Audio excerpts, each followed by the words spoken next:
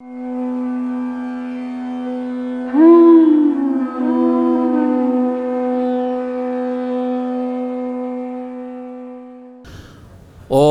अज्ञानतिमिरान्धस्य ज्ञानाञ्जनशलाकया चक्षुरुन्मीलितं येन तस्मै श्रीगुरुवे नमः। श्रीचैतन्यमनोभीष्टं स्थापितं येन भूतले स्वयं रूपा कदा मह्यं ददाति स्वपदान्तिकं। वन्देऽहं श्रीगुरो श्रीयुत्पत्कमलं श्रीगुरुन् वैष्णवांश्च श्रीरूपं साग्रजातं सगण रघुनाथान्वितं तं सजीवं सावधूतं सावधूतं परिजनसहितं कृष्णचैतन्यदेवं श्रीराधा कृष्णपादां सगण ललिता श्रीविशाखान्विताक्ष। नमो ओं विष्णुपादाय कृष्णपृष्ठाय भूतले श्रीमते भक्ति वेदांत स्वामिनिति नामने। नमस्ते सरस्वती देवे गौरवाणी प्रचारिणे निर्विशेष शून्यवादी पाश्चात्य देश तारिणे। हे कृष्ण करुणा सिंधो दीनबंधो जगतपते गोपेश गोपिका कांत श्री राधा कांत नमोस्तुते। तप्त कांचन गौरांगी श्री राधे वृंदावनेश्वरी वृषभानुसुते देवी प्रणमामि हरिप्रिये। ओम नीलांचला निवासाय नित्याय परमात्मने बलभद्र सुभद्राभ्याम जगन्नाथाय ते नमो नमः। वाञ्छाकल्पतरुभिश्च कृपा सिन्धुभ्येव च पतितानां पावनेभ्यो वैष्णवेभ्यो नमो नमः। जय श्री कृष्ण चैतन्य प्रभु नित्यानंदा श्री अद्वैत गदाधर श्रीवासादि गौर भक्तवृंदा। हरे कृष्ण कृष्ण कृष्ण हरे हरे हरे राम राम राम हरे हरे। आराधयो भगवान व्रजेस्तन्यस्तद्धाम वृंदावनम रम्या काचिदुपासना व्रजवधूवर्गेण्य कल्पिता। श्रीमद्भागवतम प्रमाणमूलं प्रेमापमर्दो महान् श्रीचैतन्य महाप्रभोर्मदइदं तत्रादरो न परा। ओम नमो भगवते वासुदेवाय ओम नमो भगवते वासुदेवाय ओम नमो भगवते वासुदेवाय। नारायणं नमस्कृत्य नरं चैव नरोत्तमं देवीं सरस्वतीं व्यासं ततो जयमुदीरयेत्। नष्टप्रायेषु अभद्रेषु नित्यं भागवत सेवया भगवती उत्तम श्लोके भक्तिर्भवति नैष्ठिकी। कृष्णाय वासुदेवाय देवकी नंदनाय च नन्दगोपकुमाराय गोविन्दाय नमो नमः। मूकं करोति वाचालं पंगुं लंघयते गिरिं यत्कृपातमहं वन्दे परमानन्दमाधवं श्रीगुरुदीनतारिणं। हरे कृष्णा। तो आप सभी वैष्णव जन वैष्णवी माता जी को दंडवत प्रणाम, कोटि कोटि अभिनंदन। कृष्ण बलराम मंदिर की तरफ से नित्यम भागवत सेवया तो आज की सेवा का अवसर प्राप्त हुआ है इस दास को। तो आप कृपा करें कि हम इस श्रीमद् भागवतम प्रमाण अमलम तो अमल पुराण है, इस पे कुछ आप वैष्णवों की कृपा से कुछ प्रयास कर सकें इस पे चर्चा करने का। तो आज का जो श्लोक है, जैसा कि आप प्रतिदिन सुनते आ रहे हैं, स्कंद 7 है और अध्याय 4 है और आज का जो श्लोक संख्या है वो है 20। तो आप जो है मेरे पीछे दोहरा सकते हैं। पहले शब्दार्थ कर लेते हैं। एवं इस प्रकार ऐश्वर्यमत्तस्य ऐश्वर्य से मदान रहने वाले का दृप्तस्य अत्यंत गर्वित उत्शास्त्रवर्तिना शास्त्रों में वर्णित विधि विधानों का उल्लंघन करते हुए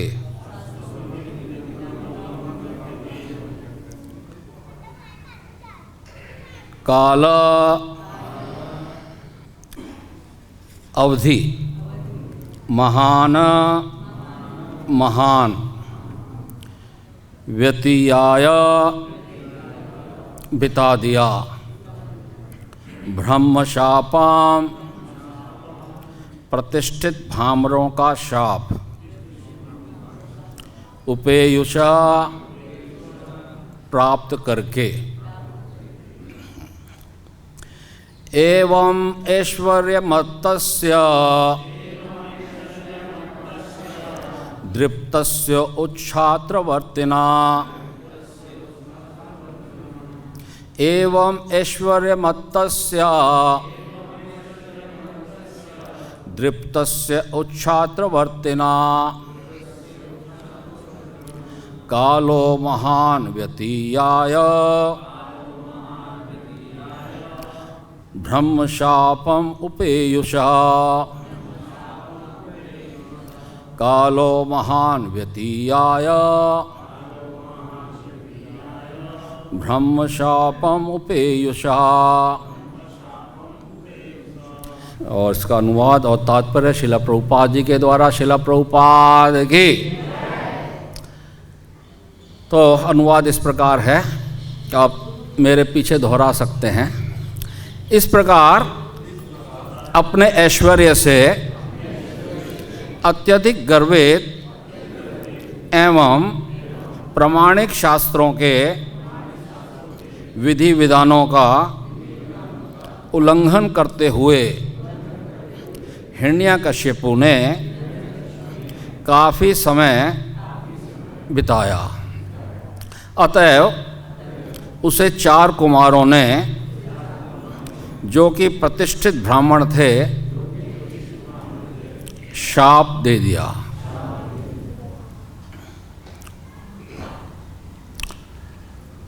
इस प्रकार अपने ऐश्वर्य से अत्यधिक गर्वित एवं प्रामाणिक शास्त्रों के विधि विधानों का उल्लंघन करते हुए हिरण्यकश्यपु ने काफ़ी समय बिताया। अतः उसे 4 कुमारों ने, जो कि प्रतिष्ठित ब्राह्मण थे, शाप दे दिया। शाप तो पहले ही दे दिया था। तो इस अध्याय का नाम है ब्रह्मांड में हिरण्यकश्यपु का आतंक। आतंक पूरे ब्रह्मांड में। तो इसका तात्पर्य पढ़ते हैं शिला प्रभुपाद जी के द्वारा। ऐसे अनेक दृष्टांत मिलते हैं जब ऐश्वर्य प्राप्त करने के बाद असुर इतने गर्वीले हो उठे कि उन्होंने प्रामाणिक शास्त्रों में दिए गए नियमों तक का उल्लंघन किया। हिरण्यकश्यपु ने यही किया, जैसा कि भगवत गीता 16.23 में कहा गया है, यह शास्त्र विधिम उत्सर्ज्य वर्तते कामकारतः न स सिद्धिम अवाप्नोति न सुखम न पराम गतिम। जो व्यक्ति आध्यात्मिक आदेशों की अवज्ञा करता है और स्वेच्छा से कर्म करता है, उसे न तो सिद्धि प्राप्त होती है, न सुख ही और न परम गति प्राप्त हो पाती है। शास्त्र शब्द हमारे कार्यकलापों को नियंत्रित करने वाले के रूप में आया है। हम शास्त्रों में उल्लिखित नियमों तथा विधि विधानों का अतिक्रमण या उल्लंघन नहीं कर सकते। इसकी पुष्टि भगवत गीता में बारंबार की गई है। तस्मात् छात्रम प्रमाणम ते कार्य अकार्य व्यवस्थितो ज्ञात्वा शास्त्र विधोनक्तम कर्म कर्तुम इहारसी। मनुष्य को चाहिए कि शास्त्रों के नियमों द्वारा जाने कि क्या कर्तव्य है और क्या नहीं है। ऐसे विधि विधानों को जानकर मनुष्य को चाहिए कि कर्म करे, जिससे उसका क्रमिक उत्थान हो सके। मनुष्य को, ये भगवत गीता 16.24 है, मनुष्य को शास्त्रों के निर्देशानुसार कर्म करना चाहिए, किंतु माया इतनी प्रबल है कि जो ही कोई ऐश्वर्यमान बन जाता है, त्यों ही शास्त्रीय नियमों का उल्लंघन करने लगता है।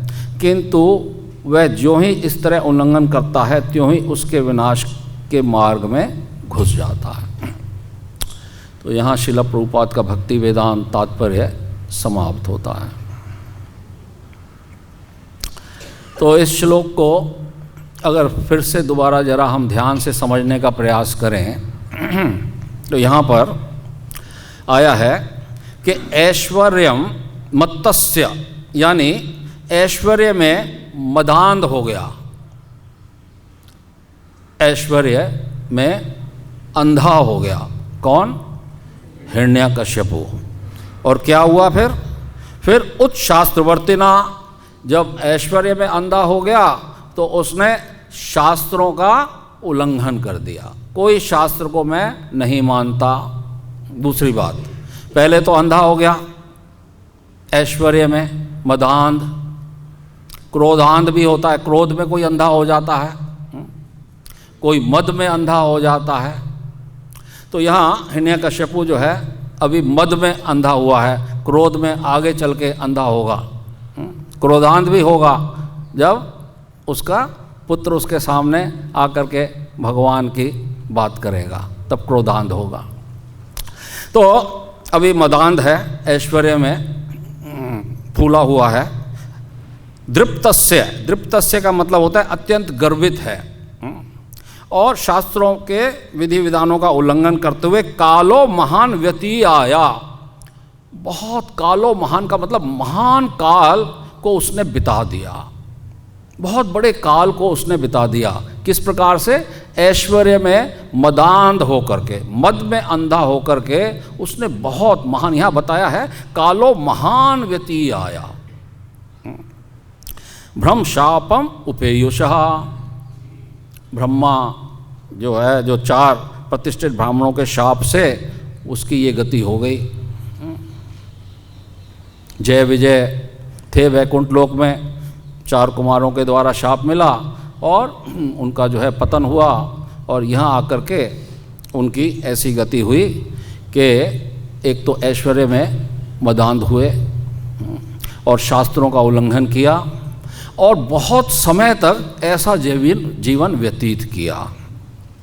तो यहाँ एक बात हमको ये समझनी है कि कितना बड़ा समय उसने ऐसा बिताया। तो इस बात को समझने के लिए यहाँ पर श्रीधर स्वामी जी की टीका में ये लिखा है कि महान काल यानी 1 युगानी किंचित अधिकानी, 1 युगानी। महान काल मतलब 71 चतुर्युग, यानी कि एक जो मनवंतर का काल होता है उससे भी अधिक समय तक उसने ऐश्वर्य का भोग किया। ब्रह्मा जी के द्वारा जो उसको वर प्राप्त हुए थे वो उसको चाक्षुष मनवंतर में प्राप्त हुए थे, ऐसा प्रतीत होता है। और उसका जो वध हुआ है भगवान के द्वारा वो हुआ है वैवस्वत मनवंतर में, जो मनवंतर अभी चल रहा है, वैवस्वत मनवंतर के प्रारंभ में। तभी महान काल व्यतीय आया। ये जो यहाँ पर बताया गया है कि ऐसा नहीं है कि भाई वहाँ से वर लिया ब्रह्मा जी से और तुरंत जो है उनके जो है प्रहलाद के पुत्र की प्राप्ति हो गई और भगवान आए और कुछ ही समय में जो है उसका वध कर दिया। ऐसा नहीं है, बहुत समय तक उसने ये ऐश्वर्य का भोग किया। कितना? 1 मनवंतर। कालो महान काल, बहुत महान काल उसने जो है बिता दिया। तो इस संसार में, इस जगत में एक तो काल का प्रभाव होता है ना, सबके ऊपर काल का प्रभाव होता है, और एक जो है गुणों का प्रभाव होता है। 3 गुण, सतोगुण, रजोगुण और तमोगुण। तो हिरण्यकश्यपु का जैसे कि अर्थ अगर आप लगाएंगे तो हिरण्या का मतलब क्या होता है? सोना। कौन सा सोना? गोल्ड, धातु, सोना, हिरण्या। और कश्यपु का क्या अर्थ होता है? हैं? सॉफ्ट बेड, सॉफ्ट बेड, मुलायम बिस्तर। तो हिरण्यकश्यपु का मतलब जिस व्यक्ति को क्या चाहिए? गोल्ड चाहिए।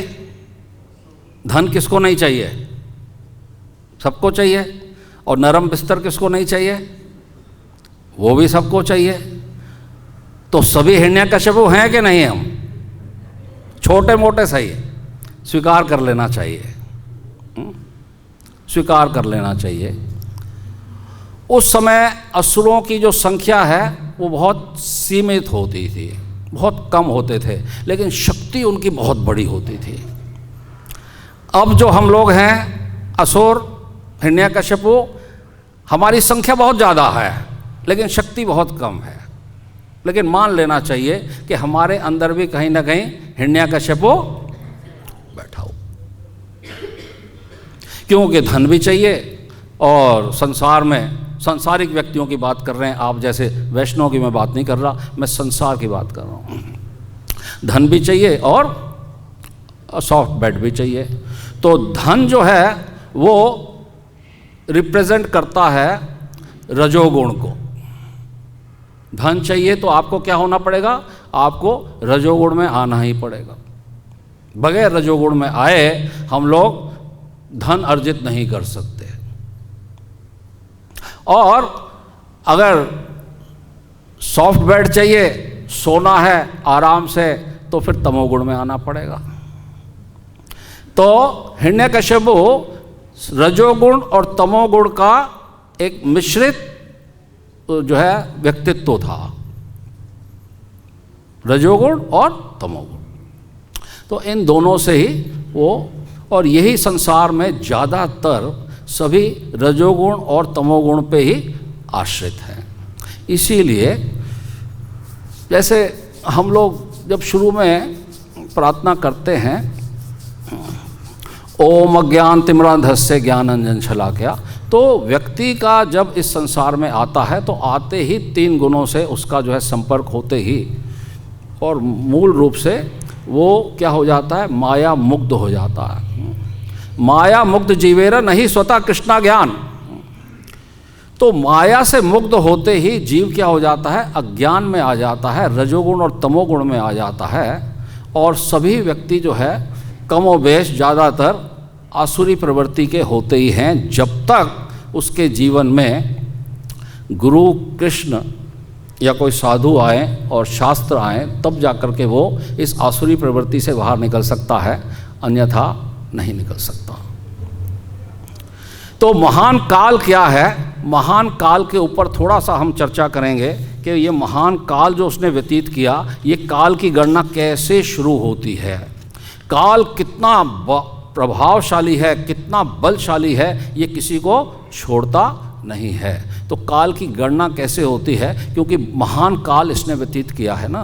तो देखिए, काल की गणना करने के लिए सबसे पहले यहाँ पर बताया गया है कि पृथ्वी आदि कार्य वर्ग का जो सूक्ष्मतम अंश है, यानी इस पृथ्वी पर या इस जगत में जो सूक्ष्म से सूक्ष्म अंश है, ऐसा अंश जिसका विभाजन नहीं हो सकता, जो आँखों से दिख नहीं सकता और जो कोई कार्य कर नहीं सकता, ऐसे अंश को कहते हैं परमाणु। परमाणु।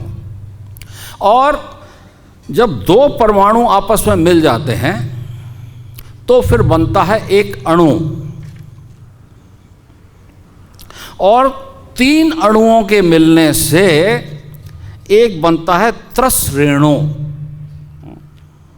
त्रसरेणु समझिएगा, परमाणु जिसका विभाजन नहीं हो सकता, 2 परमाणु मिलकर के एक अणु बनता है, और 3 अणु मिलकर के एक बनता है त्रसरेणु। तो त्रसरेणु क्या होता है?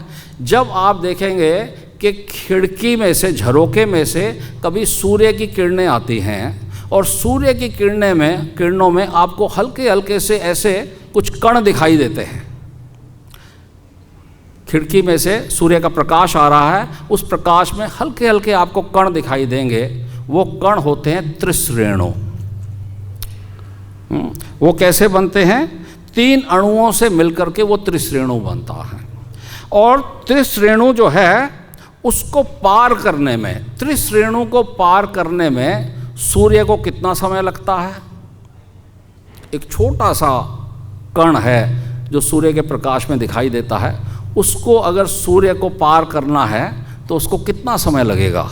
तो बताया गया है श्रीमद् भागवतम में कि उस त्रिश्रेणु को पार करने में उसको जितना समय लगता है उसे त्रुटि कहते हैं। त्रुटि। अब त्रुटि कितना होता है, कितना समय होता है त्रुटि? त्रुटि होता है 8 सेकंड का 13,500वां हिस्सा। 8 सेकंड का 13,500वां हिस्सा त्रुटि कहलाता है। सूर्य को एक त्रिश्रेणु को पार करने में इतना समय लगता है, वो भी काल की गणना में आता है। और उसके बाद में, त्रुटि के बाद में इसका 100 गुना जब बढ़ा देते हैं हम, 100 गुना मल्टीप्लाई कर देते हैं, तो उसको कहते हैं वेद। और वेद को पार करने में कितना समय लगता है? उसको लगता है 8 सेकंड का 135वां हिस्सा। उसको 13,500वां हिस्सा लगता है 8 सेकंड का, इसको 135वां हिस्सा लगता है। और उसके बाद में त्रुटि का 100 गुणा वेद कहलाता है। और 3 वेद जब मिल जाते हैं तो वो बनता है लव, है ना। कहते हैं ना, लव मात्र साधु संगे। लव क्या होता है? लव मात्र, हाँ नहीं, 3 वेद का एक लव होता है। यानी लव होता है 8 सेकंड का 45वां हिस्सा। 8 सेकंड का 45वां हिस्सा, ये कैलकुलेशन की बात है। और उसके बाद जो है 8 सेकंड का 15वां हिस्सा कहलाता है निमेष। जैसे पलक झपकते हैं ना, उसको कहते हैं निमेष काल। और एक क्षण होता है 8 सेकंड का 5वां हिस्सा।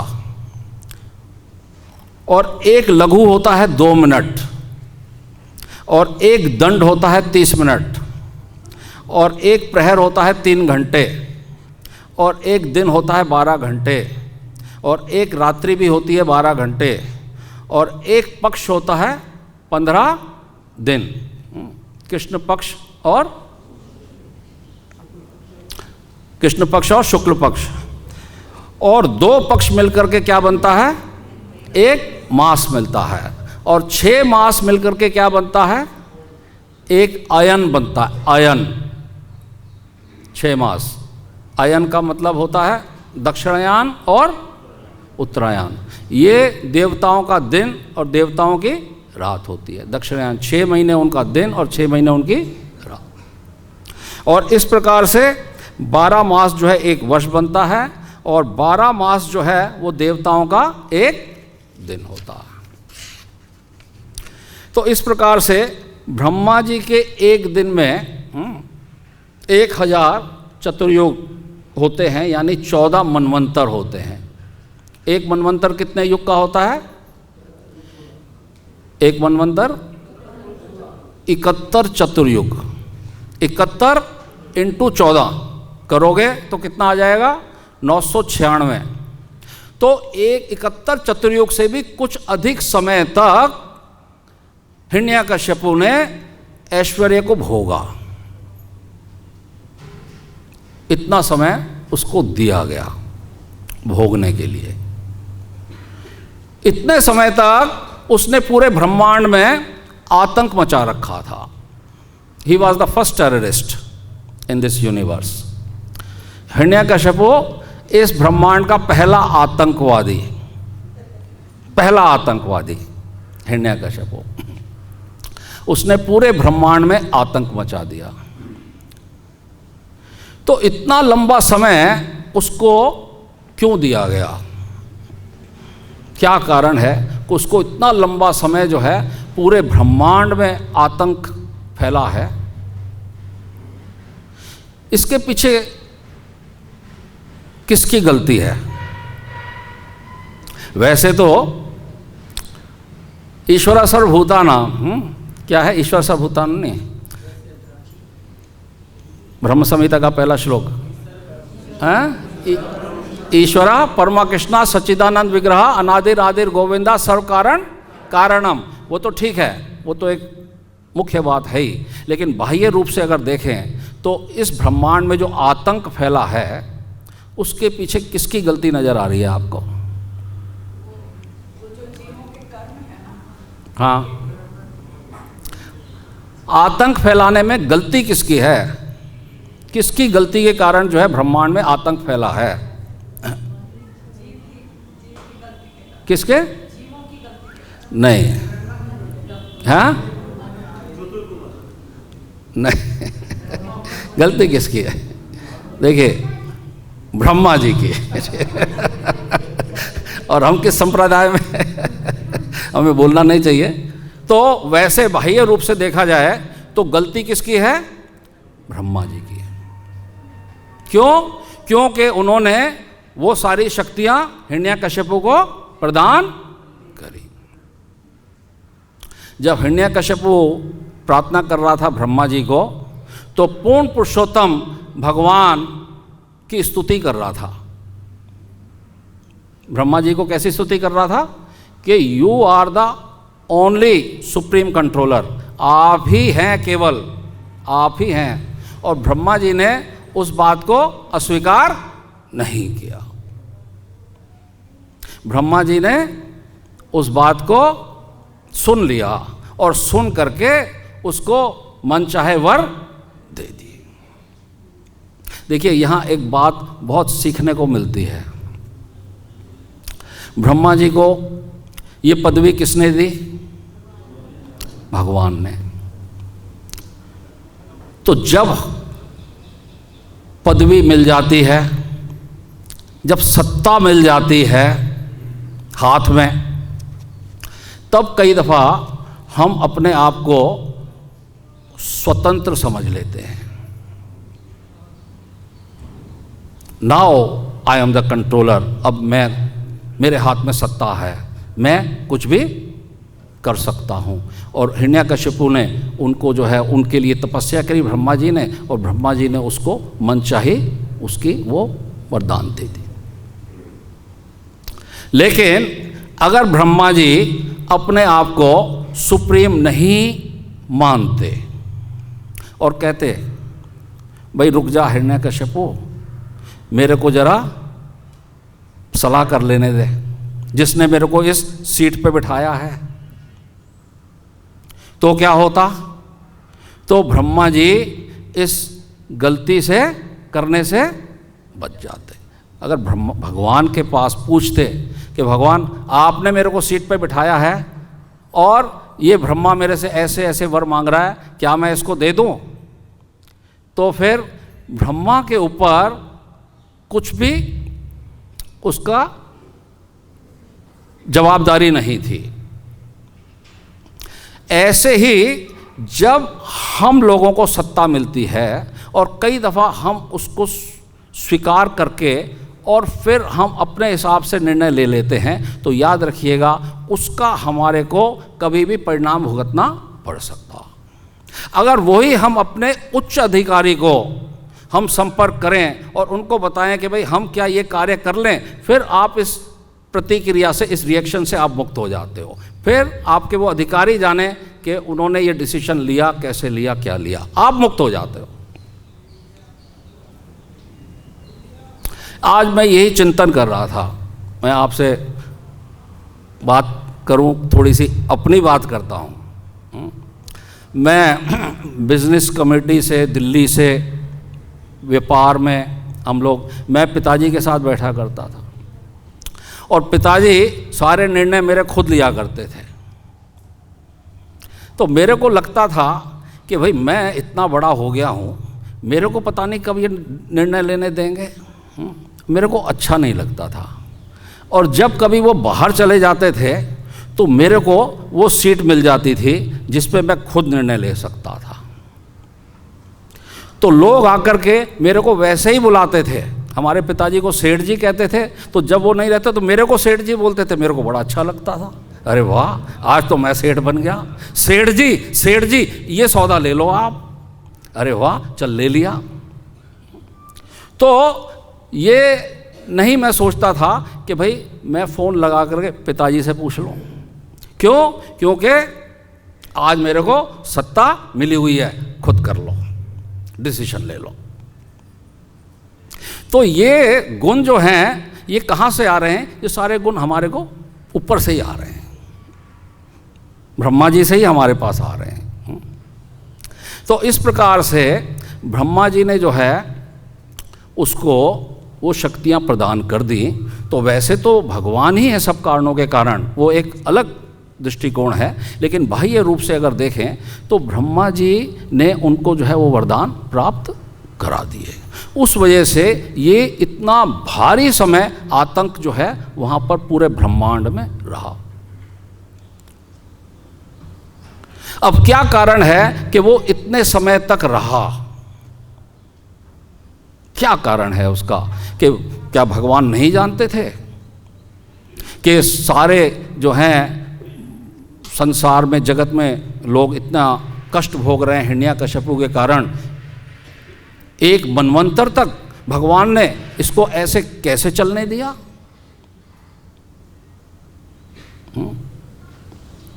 इसके पीछे अगर हम जाएंगे तो एक तो ये, तो देवता लोग जल्दी से भगवान के पास गए नहीं, भगवान से प्रार्थना करने जल्दी से नहीं गए। वो खुद ही जो है दूसरे देवताओं की आपस में चर्चा कर रहे थे या किस तरीके से हिरण्यकश्यपु के इस आतंक से बचा जाए, उसी प्रयास में लगे रहे बहुत लंबे समय तक। भगवान के पास नहीं गए जल्दी से। जब हार गए, जब उनके पास कोई भी उपाय नहीं बचा, तब देवता लोग जो हैं वो भगवान के पास गए हैं लास्ट में, अंततः। आगे आप पढ़ेंगे आने वाले इस श्लोकों में कि एकदम से वो भगवान के पास नहीं गए। तो जब हम देवताओं की शरण ले लेते हैं या देवताओं से हम प्रयास करते हैं कि हमारा ये कार्य हो जाए, तो प्रभुपाद लिखते हैं तात्पर्य में कि भाई जिस प्रकार से कुत्ते की पूंछ को पकड़ करके अगर आप सागर पार करना चाहते हो, तो वो कार्य है कि भाई आप देवताओं की शरण में जा कर के अपने जो भी समस्या है उसको सुलझा सकते हो। तो दूसरा, जो शास्त्रों का उल्लंघन किया हिरण्यकश्यपु ने। देखो, शास्त्र का जब उल्लंघन करते हैं तो फिर हमारे पास कोई ऑप्शन बचती नहीं है। या तो शास्त्र को स्वीकार करना पड़ेगा या फिर शस्त्र को स्वीकार करना पड़ेगा। चॉइस हमारी है, या तो हम शास्त्र को स्वीकार करें या फिर शस्त्र को स्वीकार करें। तो लातों के भूत बातों से मानते हैं कि नहीं? नहीं मानते। तो शास्त्र या शस्त्र, दूसरी बात ये आ गई। और तीसरी बात ये आती है कि भाई इतना समय तक भगवान ने इस कार्य को क्यों होने दिया, उस पर भी अगर हम चर्चा करें तो हमको जाना पड़ेगा इस श्लोक के 28वां श्लोक, जिसको मैं थोड़ा सा आपको बताना चाहूँगा कि भाई क्या कारण है कि भाई इतना समय जो है 71 चतुर्युग हिरण्यकश्यपु ने इतना ऐश्वर्य भोगा और आतंक मचा के रखा। तो यहाँ पर भगवान कह रहे हैं, अब आने वाले टाइम में, आने वाले दिनों में भगवान कहेंगे, क्या कहेंगे? निर्वैराय प्रशांताय स्वसुताय महात्मने प्रहलादाय यदा ध्रुयेत हनिष्ये अपि वर ऊर्जितम। अब आगे चल के भगवान कहेंगे कि जब हिरण्यकश्यपु अपने ही पुत्र परम भक्त प्रहलाद को सताएगा, जो कि अत्यंत शांत, गंभीर तथा शत्रु रहित है, तो मैं ब्रह्मा के समस्त वरों के होते हुए भी उसका तुरंत वध कर दूंगा। भगवान कह रहे हैं फिर मैं नहीं देखूंगा। जब ये प्रहलाद को सताने लगेगा तब मैं फिर नहीं देखूंगा कि ब्रह्मा ने इसको क्या वर दिए क्या नहीं दिए, मैं नहीं देखूंगा, फिर मैं इसका तुरंत वध कर दूंगा। उससे पहले क्यों नहीं करेंगे? भगवान ने कहा है या क्या कहा है? जब कोई व्यक्ति पूर्ण पुरुषोत्तम भगवान के प्रतिनिधि देवताओं के प्रति या वेदों के प्रति या गायों के प्रति या ब्राह्मणों के प्रति या वैष्णवों या धार्मिक सिद्धांतों या मुझसे कोई ईर्ष्या करता है, भगवान कहते हैं किससे? या तो भाई देवताओं से कोई ईर्ष्या करता है, या गायों से ईर्ष्या करता है, ब्राह्मणों से ईर्ष्या करता है, वैष्णवों से ईर्ष्या करता है, या मुझसे ही कोई ईर्ष्या करता है, तो मैं उसको अविलंब नष्ट कर देता हूँ। ये भगवान के वचन हैं। लेकिन यहाँ पर भगवान हिरण्यकशिपु को अविलंब विनष्ट नहीं कर पा रहे। क्यों नहीं कर पा रहे? भगवान ने कहा कि भाई देखो, मैं तब करूँगा इसका जब ये अपने प्रहलाद पुत्र को जब ये सताएगा, तब मैं इसका वध करूँगा। तो इसके पीछे कारण ये है कि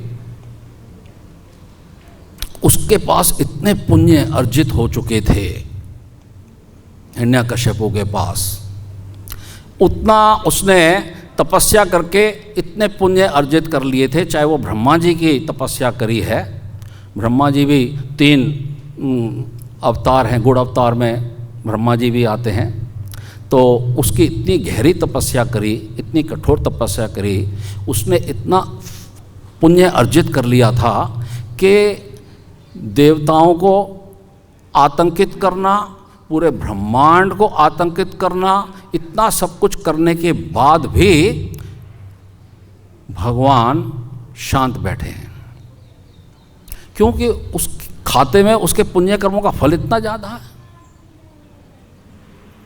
इतना ज़्यादा है। अब भगवान भी कह रहे हैं कि ब्रह्मा ने, मेरे पुत्र ने अब गलती कर दी है, तो भैया थोड़ा तो मज़ा चखो, थोड़ा मज़ा चखो। बगैर सोचे समझे वर दे दिया, लेकिन फिर भी भगवान अपने भक्तों की गलती को सुधारते हैं। तो भगवान ने कहा कि जब प्रहलाद इसके पुत्र को ये अपना सताएगा, तब मैं नहीं देखूंगा, फिर मैं नहीं देखूंगा इसको कितने पुण्य इसके खाते में है, कितने नहीं है, वो सारे पुण्य नष्ट हो जाएंगे। तो यहाँ पर प्रभुपाद बता रहे हैं कि वैष्णव के चरण कमलों पर, देखिए वैष्णव में शिरोमणि, वैष्णव शिरोमणि हैं प्रहलाद महाराज। वैष्णव में भी सबसे ऊपर जो शिरोमणि है प्रहलाद महाराज। और जब ये प्रहलाद के प्रति जैसे ही अपराध करेगा, इसके खाते में जितने भी पुण्य हैं वो सब एकदम समाप्त हो जाएंगे, फिर समय नहीं लगेगा। तो वैष्णव के प्रति जब कोई अपराध किया जाता है तो हमारे खाते में जितना भी बैंक बैलेंस है, जितना भी कुछ है, वो एकदम तुरंत नष्ट हो जाता है। तो प्रहलाद को जैसे ही उन्होंने पीड़ित करना प्रारंभ किया, तो हिरण्यकशिपु ने जितना भी यश कमाया था, उसने जितना भी पुण्य अर्जित किया था, वो तुरंत नाश हो गया। तो यहाँ श्रील प्रभुपाद बता रहे हैं कि श्री चैतन्य महाप्रभु ने इसकी तुलना उस प्रमत्त हाथी से की है जो उद्यान में घुसकर अनेक पौधों तथा वृक्षों को उखाड़कर भारी उपद्रव मचा देता है। जैसे हाथी घुस जाता है ना किसी बगीचे में और तहस नहस कर देता है, ऐसे ही वैष्णव के प्रति जब हम अपराध करते हैं तो हमारे सारे पुण्य कर्मों का नाश हो जाता है। यदि कोई किसी ब्राह्मण वैष्णव के चरण कमलों के प्रति अपराधी है तो उसके अपराध उसके समस्त पुण्य कर्मों का उच्छेदन कर देते हैं, समाप्त कर देते हैं। अतः मनुष्य को सतर्क रहना चाहिए कि वैष्णव अपराध ना हो। यहाँ पर भगवान स्पष्ट कहते हैं कि यद्यपि हिरण्यकश्यपु को ब्रह्मा जी से वरदान प्राप्त हुए थे, किंतु उसने जो ही अपने पुत्र प्रहलाद महाराज के चरण कमलों पर अपराध किया तो उसके सारे वरदान जो हैं वो सब बेकार हो जाएंगे। सारे वरदान जो भी मिले थे, केवल प्रहलाद के चरणों में अपराध करने पे सारे वरदान उसके जीरो। तो यहाँ पर प्रहलाद महाराज जैसे वैष्णव को निर्वैर अर्थात शत्रु विहीन बतलाया गया। वो ऐसा भक्त था भगवान का जिसका कोई शत्रु नहीं था।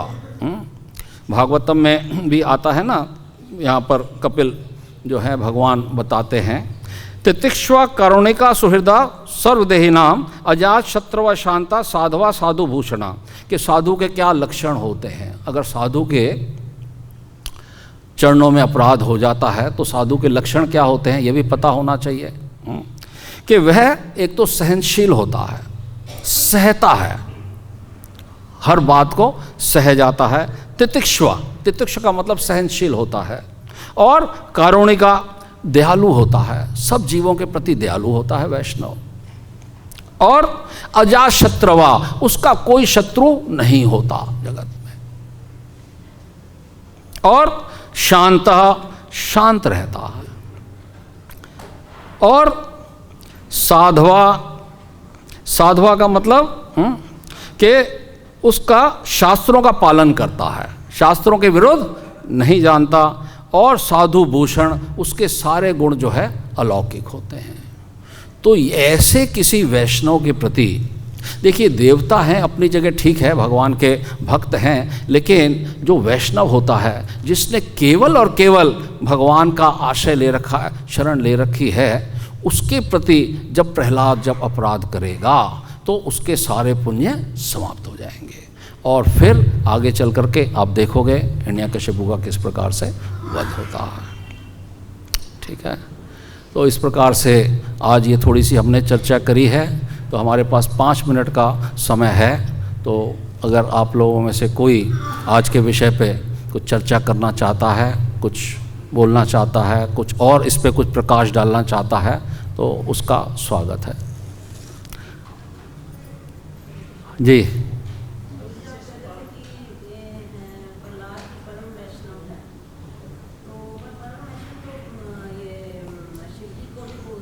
शिव जी भी हैं, प्रहलाद भी हैं। प्रहलाद भी भक्तों में सबसे शिरोमणि हैं। शिव जी से ऊपर नहीं है तो बराबर समझ लो, बराबर तो समझ सकते ना, उसमें कोई दोष नहीं है।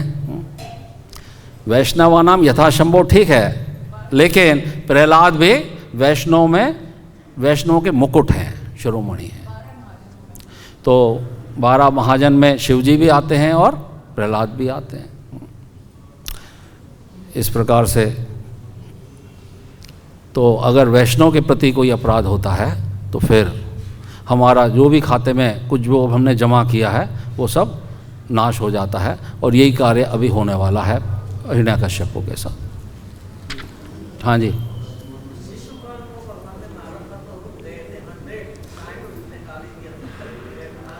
शिशुपाल को देखिए भगवान ने मारा, लेकिन शिशुपाल ने किसके प्रति अपराध किया था?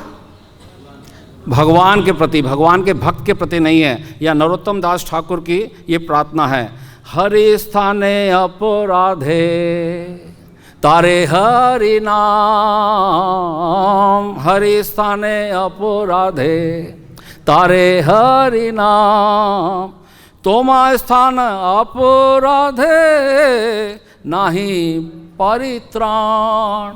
अगर हरि के नाम में अपराध कर दिया तो हरि नाम से तर जाओगे, लेकिन भक्त के अगर चरणों में अपराध कर दिया तो फिर कोई, तो शिशुपाल ने तो भगवान के चरणों में अपराध किया तो भगवान ने उसको तार दिया।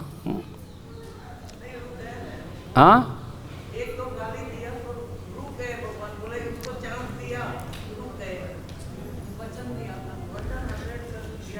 कहा था कि भाई कर दूंगा, ठीक है। कई दफ़ा बच्चों के साथ खेलने का मन करता है ना पिता का, खेलो, तो खेल रहे थे भगवान। ठीक है, और किसी के कुछ बोलना चाहते हैं जी? समझा नहीं मैं क्या कह रहा हूँ।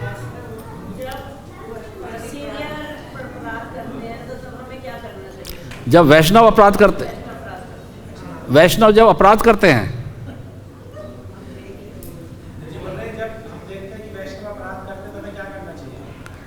ये अभी गुण बताए ना आपको, साधु के लक्षण क्या है। साधु के लक्षण इनको समझना है कि सबसे पहले वो सहनशील होता है, सहन करता है, सहन करना है। और फिर क्या होता है, फिर कारुणिका। तो इस प्रकार से लक्षण है, आप देख सकते हैं 3, 25, 21 में, इसको घर जा कर के देख सकते हैं। तो जी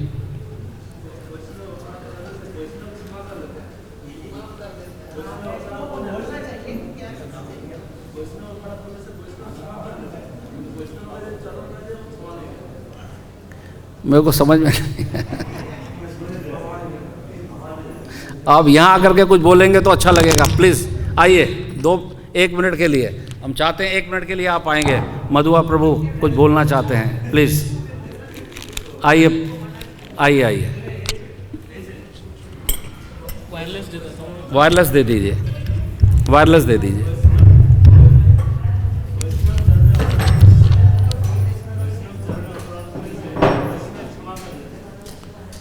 वैष्णव जन क्षमा कर देते। देखिए वैष्णव की जो चरण धूली है वो क्षमा नहीं। देखिए वैष्णव जन तो पहले अपराध अपने ऊपर लेते ही नहीं। ये है कि वैष्णव जो हैं वो कभी अपराध लेते नहीं हैं, लेकिन जो उनकी चरण धूली है वो कभी क्षमा नहीं करती है। तो इसीलिए जब वैष्णव चलते भी हैं ना, तो वैष्णव से पहले वैष्णव की चरण धूली जो है कृपा के रूप में आगे चलती है, कृपा के रूप में वो आगे चलेगी। और क्षमा के रूप में जो है वैष्णव तो नहीं लेते, लेकिन वैष्णव धूली जो है वो कभी क्षमा नहीं करती। अगर कभी ऐसा हो जाता है, हमारा किसी वैष्णव के प्रति अपराध हो जाता है, तो सबसे बेहतर तो ये है कि जिसके प्रति अपराध हुआ है उससे हम क्षमा मांग लें। सबसे उत्तम तो ये है। अगर ऐसा संभव नहीं है, ऐसा अगर संभव नहीं है, तो फिर उन्हीं के समकक्ष जो वैष्णव हैं उनकी जाकर के हमें सेवा करनी चाहिए और उनसे प्रार्थना करना चाहिए और उनको संतुष्ट करना चाहिए, तो भी जो है वो वैष्णव अपराध से हमको मुक्ति मिल सकती है। हरे कृष्णा। श्रीमद् भागवतम महापुराण की निताई गौर प्रेमानंद है। श्रीला प्रभुपाद की।